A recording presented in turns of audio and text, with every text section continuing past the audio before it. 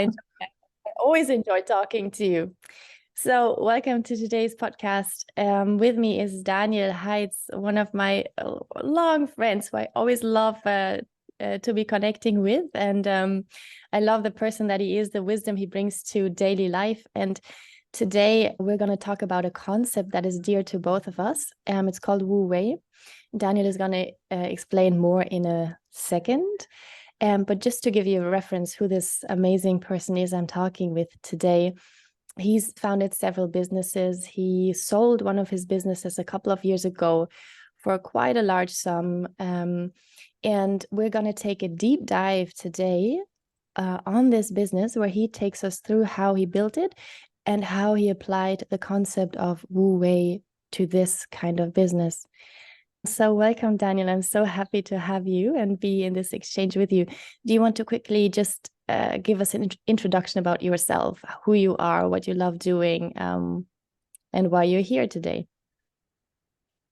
My pleasure. Thank you for the kind introduction. I'm Daniel, and my professional background is perhaps I'm starting to work as a freelancer when I was 18. So I started really early to basically be self-employed, kind of stumbled into it. It probably happens when you do graphic design. This is something many people need. Can you do me logo for this and that and so on? And then it kind of starts to just ask for money. But I think I mention it because it was really important for me, because when you work self-employed, you have a lot of flexibility and also time for yourself, which I took often to invest in myself, and this is great. I really think working self-employed has helped me a lot. Regarding your own self-development, you mean?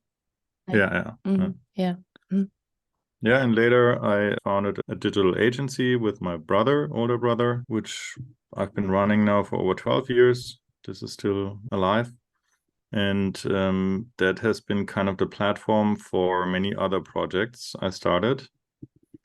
One of which as you mentioned before, recently sold. It was a software as a service platform doing backups, cloud-to-cloud backups. And that's what we want to talk about today, because I learned something important there. Mm-hmm. In hindsight, I must say, like, it's not something I kind of knew I had to apply and applied it. So it's like kind of in hindsight, I realized I found the principle of Wu Wei there, which I unconsciously applied.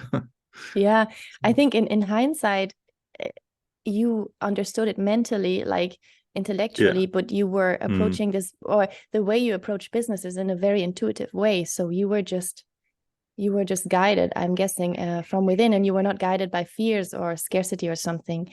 So I think this is a major reason why you found experientially the concept of Wu Wei.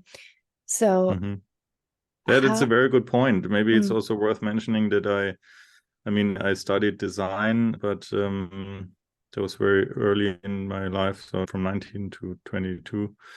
And I just didn't study anything related to business. But I guess that's often the case for entrepreneurs. Yeah, you're a born entrepreneur. I remember, I think the longest and only time you were actually employed was for 3 months when you were below 20 years old, I think, right? Yeah, something like that. Yeah, and you hated it. And from that moment on, you always wanted to be an entrepreneur, wanted to be free and have this time to invest in yourself. Not just financially, but also to become whoever you wanted to be. Just a quick reference. Do you want to tell us how old you are today? Just so people can put it in perspective. 41. Oh, yeah. Nice. You just turned 41. Okay, wonderful. Please take us through the concept of Wu Wei. Well, as I understand it, the most direct way to translate it would be for me to not force it. There are many forms of translation, and Chinese is a very different language with a whole lot of, I think you say with Wu Wei, a whole complex of things, which we are going to explore, I'm still exploring. But I would translate it as to not force it. And that is a whole, like, how to say, the opposite kind of approach. What is currently, the kind of dominating idea in the startup world, which is hustling. Yes. So you have to hustle hard and work hard and kind of go with your head through the wall to achieve the thing. And that can be quite counterproductive and actually damaging for yourself, for your business as well, I think. Yeah, which is not to say that sometimes it's worth working hard, but in the right moments, right? That's the difference. Yeah. Yeah. So a long time ago, I stumbled upon a TED Talk, I think. I could actually find the link to put it as a reference in the podcast notes. It was a scientific kind of approach to try to find out why startups fail. And the result was like the most common reason why startups fail is timing. Wow. Okay.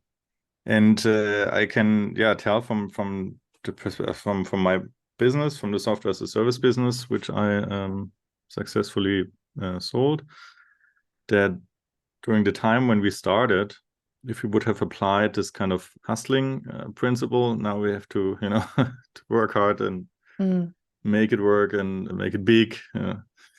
We would have certainly failed because it was too early for the market.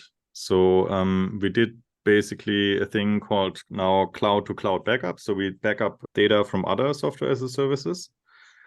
And back then, I mean, I wasn't even sure, like, how should we call this? We didn't even know if this is useful. Many kind of use the argument, why would you have to back up that? Because the company already is backing it up. Right. So the very approach, the idea that you were bringing to the market didn't even exist in people's minds. So we were basically inventing. Yeah, exactly. And it's very hard to explain this if people don't know it yet or don't see the reason why it's needed. So if I would have applied like all the things, that you would normally apply to kind of grow a business, right?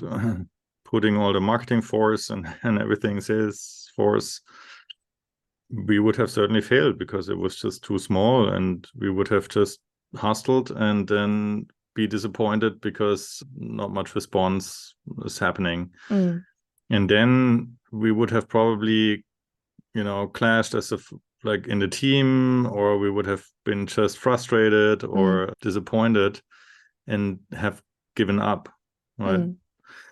So just and then the business would have failed. Yeah, just to reiterate that point, you're saying you would have failed, like in the TED Talk. You're saying you would have failed not because there's a problem with the team or because there's a problem with the idea or because there's a problem with the market, but because of the timing. Right. That's right.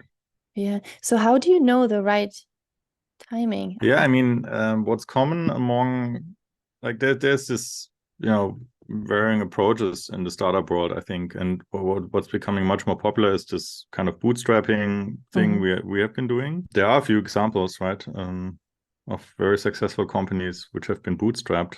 And if you bootstrap and you kind of earn your living by other means, you can be very patient. You don't have like a pressure from if you go the investors VC approach, then you have a pressure to make it work because you have a burn rate and you have to make it a success before you run out of money.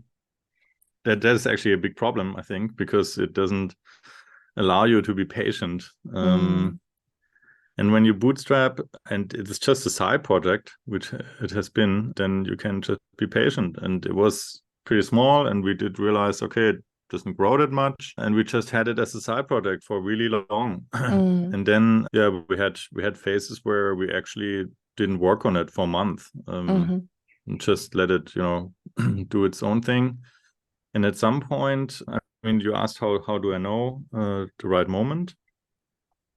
At some point, GitHub, so we were backing up GitHub data, was bought by Microsoft, and then a lot of things happened there. So I'm just explaining what happened in particular in our case. It might be too technical, but it's just an example of how the market was changing, and we kind of sensed the opportunity and then jumped in and hustled in the right moment. I see. So Microsoft bought GitHub, and then the whole GitHub platform became more B2B, and businesses were more dependent on having backups.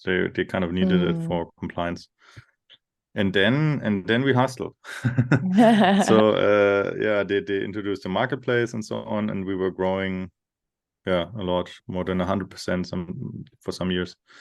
So there was just, in our case, when we kind of felt that's right now, and then we focused full time. I decided to focus full time, paused all the other projects I had on the side, and then hustled. And then it was kind of, I often actually think of surfing also, which is nice that in Bali you have this, combination of both cultures.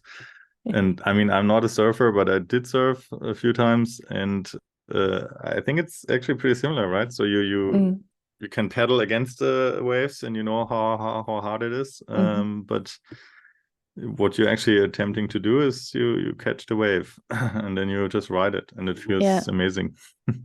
So I just want to jump in here to say, to pick up a couple of important things I think that you mentioned, and then I will come back to the wave, to the example of the wave. So what I'm hearing from you is basically be patient. And patience, very important. And then also put yourself in a place of abundance where you don't have to push or force out of scarcity or lack of resources. And the third thing is sensitivity. So stay sensitive to what is happening outside on the market, and then tune in with yourself when it is time. Like, I'm guessing these were also your instincts, an instinctual reaction. Oh, now it's time to act. Like, the marketplace is changing. Now it's my time to act. And then you step in, you stay agile in your approach, basically, so that you can shift from what you were doing more or less full time before. You can shift your resources to working on this project. So there's this aspect of flexibility, agility also, to respond quickly to changes. And I think this is quite a successful approach. Absolutely. And it combines it combines beautifully. I'm finding, like, the yin and yang aspect of, or the essences that we have, we call them yin yang, feminine, masculine, or active and receptive.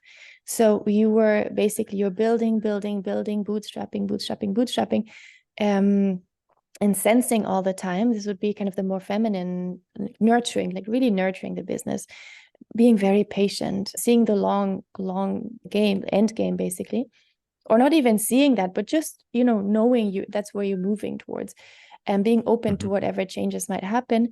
And then when it was time to step in, then the masculine approach, or the yang, kind of the yang force, comes, and then you hustle. Like, then you actualize this really nice. vision. You take opportunity and you actualize.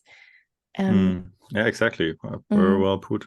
What popped up in my mind also is, which I find really important, this kind of comparison, the shift in businesses that is happening from the paradigm of plan and predict to sense and respond.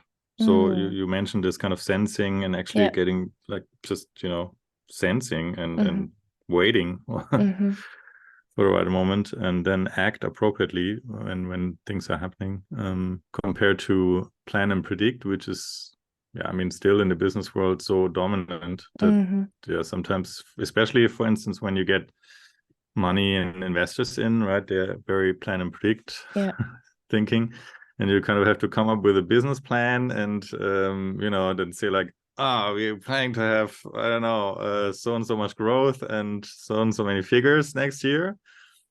And then you have this goal, and you kind of have to force it, and you might fail. And when you fail, the whole thing implodes. And it's just and because it actually has a high failure rate, I think.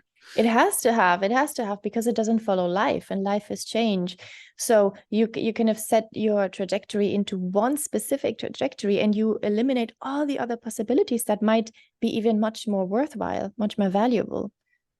Because in your mind, you already decided what it's going to look like. And I mean, how often do our plans come true? Yeah, right. And I mean, look at the numbers. Like, the VCs often say, it's only 1 of 10 startups that succeed. It's actually a very bad rate. I mean, Yeah. there must be something wrong with the approach, right? With the approach, with the system, exactly, with the way of thinking.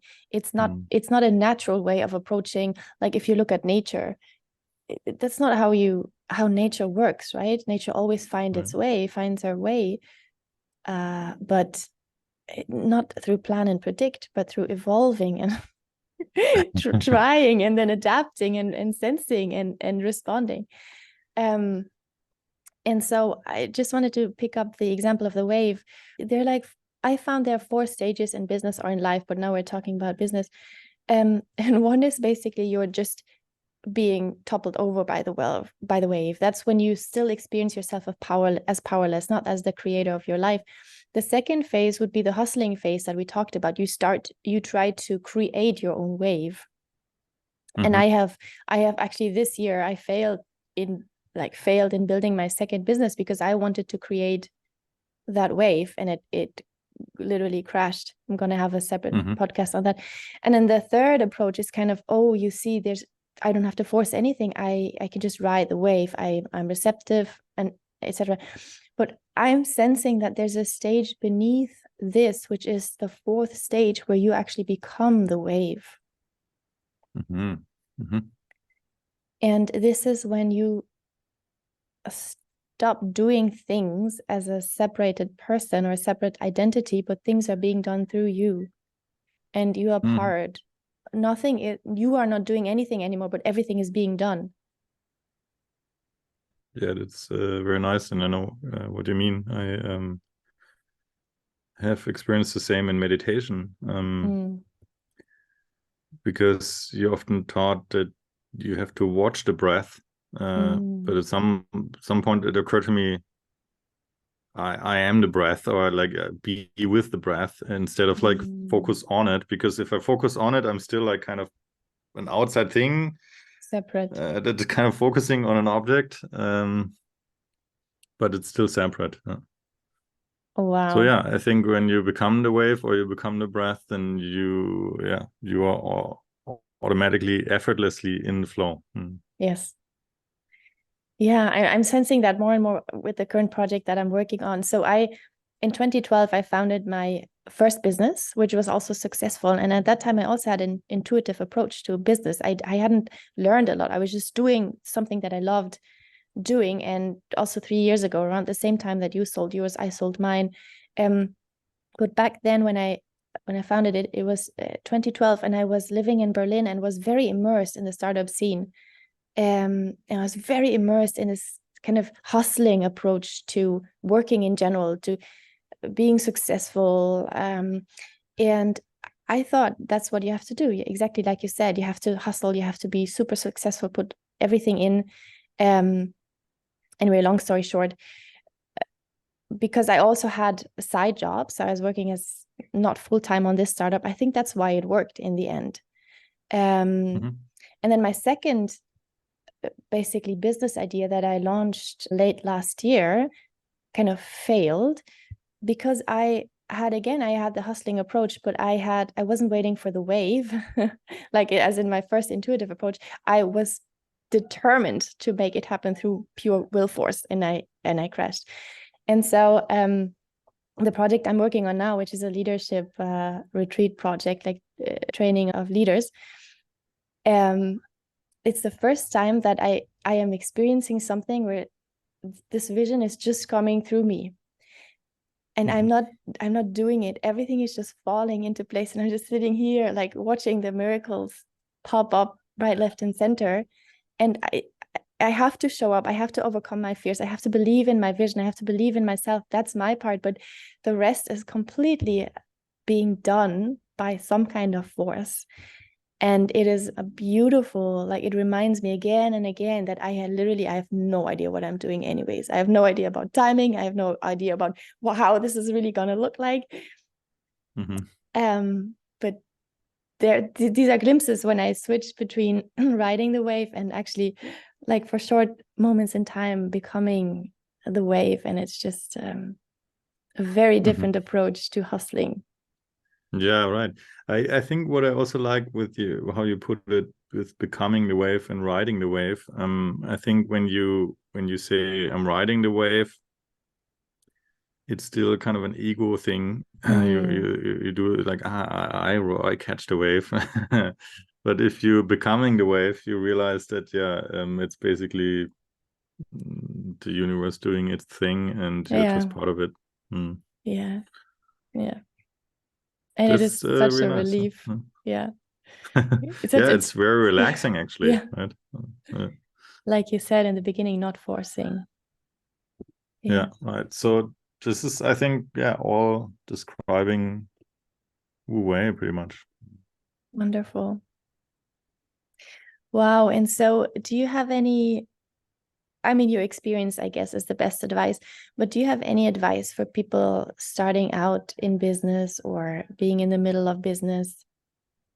I mean, the three things I would recommend would be, right, to not force it, be patient. In my case, as you mentioned before, I want to point that out again, to live in abundance. My strategy was to basically reduce my expenses as radically, kind of. Your living expenses, living simple. So you can actually bootstrap a business and have a long or like an endless runway.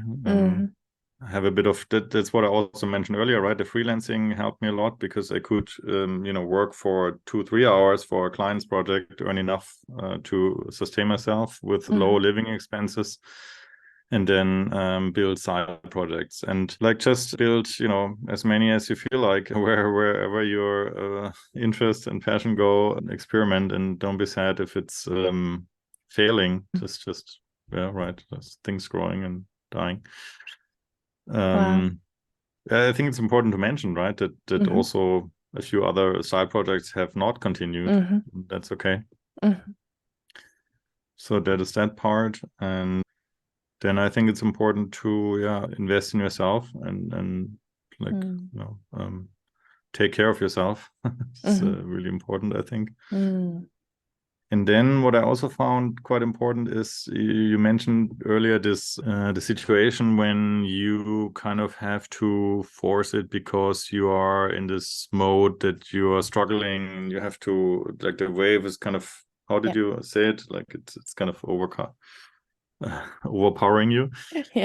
Or you're kind of, let's say, hungry for something. And that is, I think actually that is the mode. Like, it's also falling out of abundance, sort of. That is the mode when you think you have to get something to be happy, and you start hustling because you need it so hard and you want to be happy. And I think what really helped me is also to basically find that all the outside things aren't like making us happy. It's actually happiness we carry in us. And when you find that, you stop being so desperate about outside goals and outside things, and you're just not you don't have to force it. That's probably the thing. It's very related. Now I realize when we talk about it, it's very related to abundance and the Wu Wei, because I think if you feel incomplete and you think you have to get that thing, then you start struggling and you start to force it. Right. Yeah. So that's actually really helpful. I realize myself. So this is very, I always enjoy talking to you because I get the insights while we talk. It's very important because it's one thing to explain the concept of Wu Wei, but you cannot like conceptually think, okay, because the thing is, like, the hard part is, like, we just say, don't force it, and how can you not force it? You cannot force not to force it. You know what I mean? Like, it's very hard. Like, it just doesn't work that way. So don't try to try to not force it, because otherwise you're forcing not forcing it. That's I guess constant paradox. Sorry. Yeah, but this abundance thing, or like finding basically inner peace through, for me, that was the path through meditation and long retreats. That really helps to basically relax and Yeah, and I think there's one aspect, very important aspect that you described. You just didn't name it, which is game. Play the game. Mm-hmm. In the which is interesting because your new startup that you're working on now has game at its very center. You can talk about it in a minute, but the game, see everything as a game, puts us in a very different mode than this desperateness of having to achieve something, so that, because playing a game in itself is rewarding. Mm-hmm. When we play a game, it doesn't necessarily have, like, it's not targeting a result. It is just for playing the game. It is just for the sake of participating, for being alive, for contributing, for expressing your authentic self in the best possible way. So what you're describing, like, some projects also failed, but you kept experimenting, you kept at it. And you didn't say that, but I'm guessing that you saw everything a little bit as a game, like you didn't take it too seriously. And having this attitude towards life and towards business, I think, puts us in a natural state of Wu Wei. Would you agree? Yeah, totally. I mean, this is also really close to flow, no? And for me, building a business is similar to making a piece of art or something, like something you take a piece of wood and you start where you kind of get lost in it, and you carve here and there, and you get into a flow state and play with it, essentially. Yeah. And then something beautiful comes out naturally. Yes. Something beautiful, and sometimes something unexpected too. Yeah, like that's could right. not be planned or predicted, because the mind basically always just projects based on the information it already has sampled.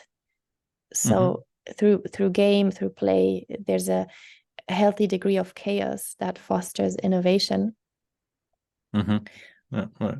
So approaching business in a playful way can help us reach those flow states and create something that has never been there before, out of inspiration. All right. Thank you so much. This has been so wonderful. And do you want to just tell us what you're working on now? Because it's such a beautiful project. Yeah, I founded this business with my younger brother, Simon, and we traveled a lot together. And we were in Mumbai, exploring the city of Mumbai. And suddenly the idea popped up that we basically gave ourselves a little challenge or a principle we would follow. And the principle was we would have to use every public form of transport there is, or every form of transport, not necessarily public, and just follow that rule. And by that, we had an awesome day in the city. It was really a lot of fun, and a very different approach than you would normally have, right? Go to certain places and just see them. So no plan and predict approach. Yeah, and it was much more experiencing the city rather than seeing So it. in a way, again, like not being separate, but being part of it. Exactly. Yeah. Through right. playing this game. Exactly. And then we thought, yeah, well, we could make a game out of this, right? So just as a game of challenges. So it's called Urban Challenger, and yeah, it's a game gives you challenges, and by doing the challenge, you experience the city, and you also we do it as team retreats or team building experiences. Mostly in Berlin at the moment, now expanding to Germany and Europe. Yeah, so I think it's a very good approach to combine it with also team building. So it's connecting with your teammates and also with the city. Yeah. Nice. So it focuses on human connection, building connections, and also on experiencing and exploring a city or a new environment, potentially new. And it's such a joy to see people doing this. Like we have events almost every day, and we have an app where people kind of prove that they have completed the challenge, and it's really so cool how so serious people sometimes get into this play mode and start being silly and having a lot of joy, and yeah, it's so wonderful. Oh, that's so nice. You've had pretty big clients too, right? So yeah, from all the big names. Serious clients. Yeah. I mean, yesterday we had a very serious group, from an insurance. And I was like, oh gosh, I in the beginning it looked like they really don't, I don't know, what playing and so on. So they didn't feel comfortable, but then they actually, it always happens. They get into start being silly and dropping all the blocks and start playing. It's pretty cool. So nice. So good. Thank you so much, Daniel. This has been such a pleasure. Thank you for sharing all your experience and knowledge with us. And I'll put everything in the podcast notes. So your app, your project is called Urban Challenger. And yes, thank you. Yeah. This has been wonderful. Thank you so much. Yeah, enjoyed it.